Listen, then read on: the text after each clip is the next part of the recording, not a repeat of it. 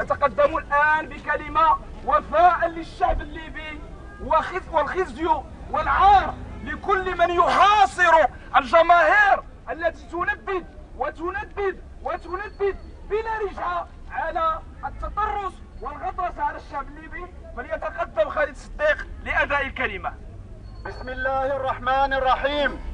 الحمد لله رب العالمين، ناصر المستضعفين وقاسم الجبارين، والصلاة والسلام على المبعوث رحمة للعالمين سيدنا محمد خاتم الأنبياء والمرسلين. أيها الأحباب الكرام، أيها المؤمنون، عمار بيت الله، أحباب رسول الله، تنشيد بكم وبهذه الوقفة المباركة العظيمة، بهذا اليوم العظيم، يوم الجمعة اللي هو يوم مشهود عند الله تعالى تشهده الملائكة، واقفين بباب بيت الله تعالى أحب البقاع إلى الله في الأرض، رافعين أيدينا في هذه الساعة المباركة. وسيد النبي تيبشرنا أن في يوم الجمعة واحد الساعة كيستجب فيها الله تعالى الدعاء. فاحنا في هذا اليوم وفي هذا الموقف العظيم نرفع أيدينا محبة لإخواننا ونحسوا بخوتنا في ليبيا ونعرفوا اشنو واقع عليهم. أيها الأحباب، كما بدا الإمام قبيلة إنما المؤمنون إخوة، احنا إخوان في المغرب أو في كل قطر من الأقطار الإسلامية، احنا خوت نحسوا ببعضياتنا.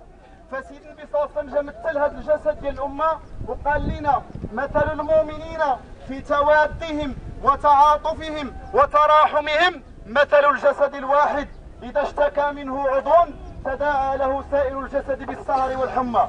إذا كان خويا في ليبيا يقتل وينكل به ويحاصر، فاحنا المهمة ديالنا والمطلوب منا كمسلمين وواجب علينا هذا نوقفوا ونرفع أيدينا إلى الله عز وجل في هذه الساعة المباركة أن يرفع عنهم ظلم هذا الطاغية. لا إله إلا الله محمد رسول الله، عليها نحيا وعليها نموت وفي سبيلها نجاهد وعليها نلقى الله. لا إله إلا الله محمد رسول الله، عليها نحيا وعليها نموت وفي سبيلها نجاهد وعليها نلقى الله. أيها الأحباب الكرام، ما يتعرض له الشعب الليبي من تقتيل ومن تنكيل نقول القذافي وأمثاله الطغاة الظالمين الذي الآن يعبث بشعبه ويستعين على الشعب ديالو بالمرتزقة الأفارقة، يقتل الشعب الليبي بأكمله ليبقى هو. نقول للقذافي، نقول له في هذا الموقف العظيم وفي هذا اليوم العظيم إن الله عز وجل سينتقم منك. قال الله تعالى في كتابه العزيز: ولا تحسبن الله غافلا عما يعمل الظالمون إنما يوخرهم ليوم تشخص فيه الأبصار. الله عز وجل انتقم من فرعون، أغرقه وجعل جسده آية لمن بعده. قارون خسف الله به وبداره الأرض.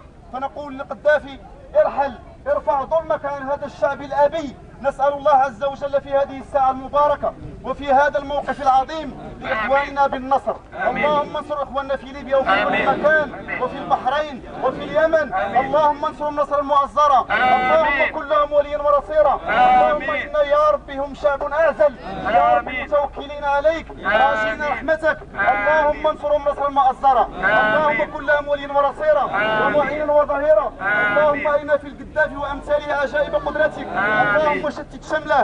اللهم يا رب اجعل كيده في نحره واجعل تدميره في تدبيره يا سميع الدعاء.